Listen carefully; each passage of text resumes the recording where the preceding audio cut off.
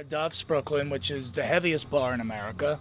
And it's Saturday night, so that metal show is on. And so, yeah, Saturday's a very metal evening for us. And today you had a Ronnie James Dio tribute because we lost our brother last Sunday. And I mean, one of the things, because the Revolver Golden God Awards just happened tonight, one of the most special moments for all of us was seeing Dio for that one last time, but flourishing. He was still flourishing, you know what I mean? Well, yeah, I mean, Ronnie definitely went out on a high note, whether it was just getting the accolades from the fans at the Golden Gods Awards, because people went crazy when he walked out on stage. Everyone knew of his illness. But as a performer, he also went out on top.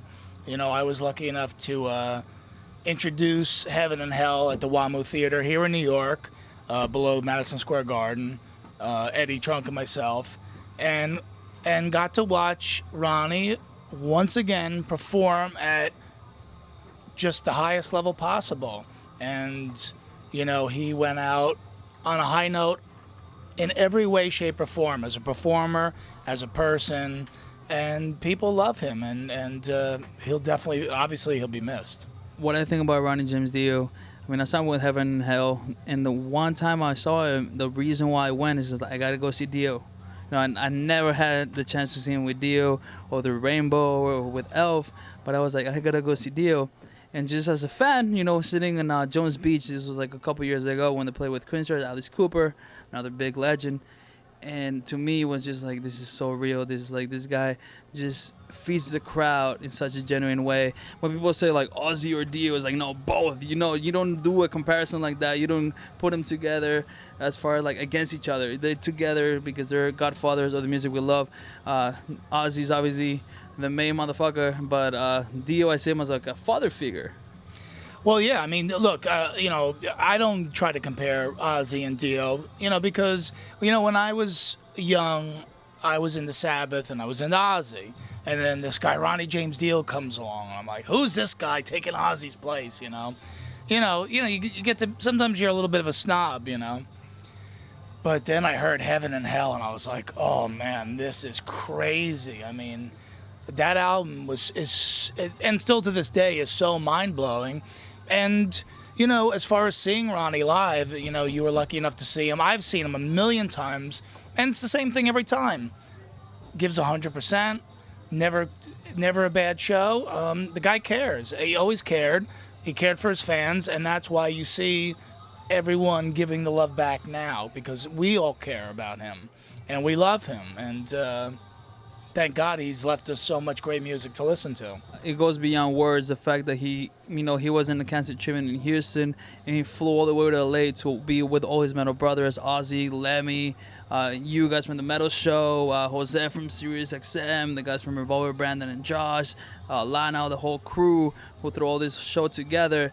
And I think it wouldn't have been a better platform for Ronnie James Dio to say, you know what, you know, in the back of his mind, you know, you have cancer or any disease, terminal disease like that, you're going to be thinking, you know, this might be the last one, but I'm going to make it count. I'm going to go out there, have a good time, meet all my brothers, my sisters. And that's, you know, that's what's so beautiful about the music we love, that we all come together as brothers and sisters. And it's not about like, oh, what you're wearing, what you look like, da-da-da, whether, I mean, he proved that, you know, he's always going to be remembered for his music first and foremost. But I think the fact that he went to this award show when he was at his weakest point, which he didn't portray that to anybody. No. Well, that's exactly what Ronnie was always about. You know, Halford told us a great story, you know, off camera, and he said, look, he goes, when I saw Ronnie at the Golden Gods, he came up to me and said, Rob, how are you doing? How you been? Like nothing else was going on. And that's what Ronnie was about. He always wanted you to feel good. He never wanted to be about him. He always said, how are you doing? What's new with you? You know, even when he was going through the hardest point of his life, it was always about, how are you doing? You know, and that's the kind of guy he was. He wasn't a selfish guy. He was just a giving, loving guy. And, you know, and in the bigger picture, if we're going to talk about the Golden Gods, it's like, thank God somebody did create an award show for the metal crowd. Revolver has taken this on themselves, and they've done a great job with it.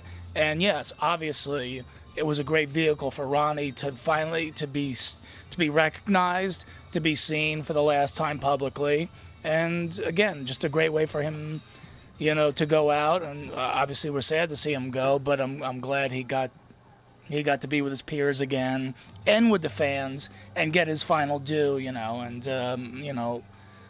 don't know, man. I'm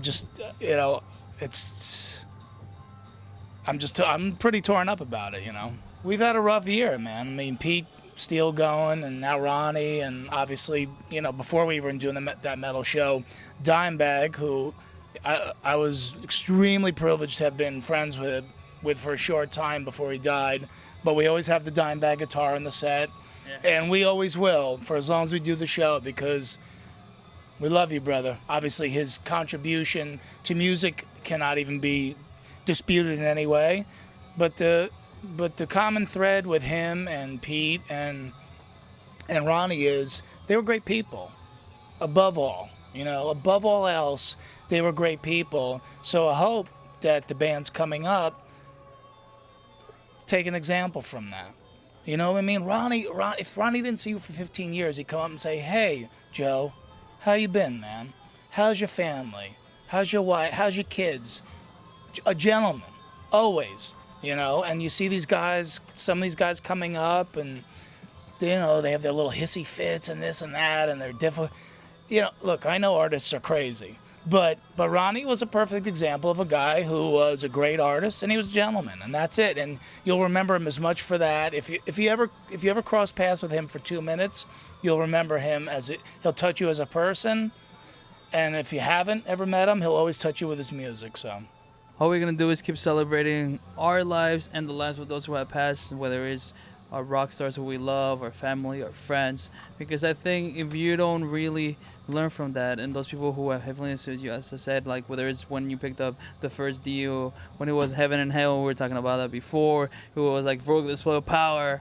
Honestly, like I was into power metal earlier today. It's like you can go way back with the guys like Dimebag, all these legends that we love, our family, our brothers, our sisters that have fallen. If you forget that for 1 second, then you're just living a bad life. By no means am I saying like, oh, I'm living a good life. I mean, I am. I'm happy because I appreciate all my brothers, all my sisters. I make sure every single day, kind of like you were saying, emulating what Dio did, which is like, oh, how you doing?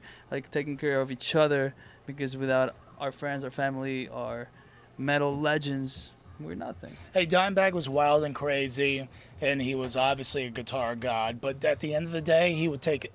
They always say, oh, he'd give you the shirt off his back. No, Dime would literally give you the shirt off his back. I mean, I've seen him do so many acts of kindness that nobody even knows about. Like he'd see like homeless guys strumming their guitar in the street, and he'd sit down and jam with them. And then they throw $100 in the cup. Like that's just this is the common thread with these people. They're great people and great artists at the same time, So that's, they deserve to be remembered for more than their music, and they have been. So, rest in peace, Ronnie. We love you, and thank God he has left us with all this amazing music, man. Speaking of which, just playing upstairs all night here at Duff's, man, playing Dio all night. And people are chanting Dio all night. It's so cool, man.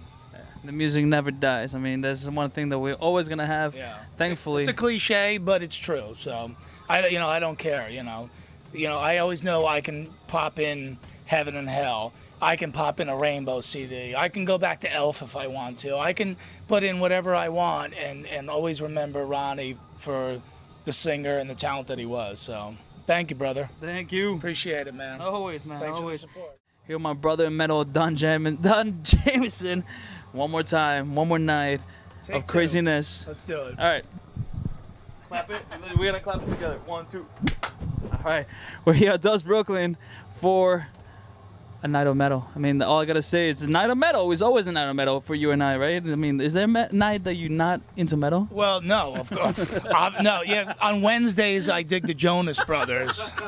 The rest of the week is metal. But, yeah, I mean, obviously, boy bands on a Wednesday, of course.